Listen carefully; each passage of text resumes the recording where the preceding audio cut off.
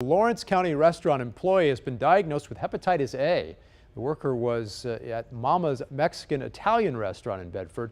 Tonight, health officials tell Fox 59's Alexis McAdams the spike in cases is part of a larger outbreak across the state. Alexis? The owner of Mama's restaurant tells me by tonight, every single one of his employees will be vaccinated for hepatitis A. But he says he will not be surprised if other restaurants and businesses around Bedford get hit with the same problem.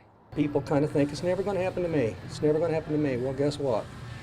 Nobody's protected on this. From behind the counter of Mama's Mexican-Italian restaurant, It's just a sad, unfortunate situation. Mama's owner Ernie Kaufman tells me he had to temporarily close down after one of his employees was diagnosed with hep-A. Just got a call from the health department and they said, we went down there and they told us the situation, so we immediately closed and cleaned everything and made sure everybody got down there to get their shots. The Lawrence County Health Department would not talk to me about the outbreak on camera. In fact, when I went to their offices, they called the cops to have us removed. Hepatitis outbreak, that's pretty. Officials did confirm the employee was handling food while infected with the highly contagious infection on June 8th and June 9th. They're now urging anyone who ate at Mama's during that week in question to get their hepatitis A vaccination. It's a setback for every restaurant in town. It's a setback for every restaurant in the whole daggone state. Mama's is the third Bedford restaurant to have an employee test positive for Hep A. Just last week, it was a fast food worker at this Burger King.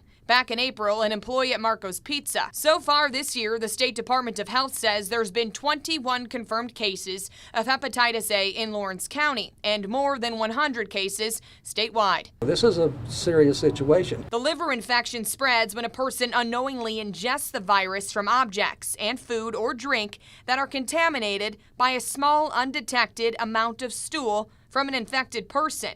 Although not required, food employees are encouraged to get vaccinated. I think that's going to be part of getting hired around here from now on. Go to school, you have to get your vaccinations. I think it's a great idea. If you work in the food industry, you should get vaccinated. Because of that spike in hepatitis A cases, health officials are urging everyone to get their hepatitis A vaccination. We talked with several employees at other local restaurants who were already in line getting those shots this afternoon. In Bedford, I'm Alexis McAdams. Back to you.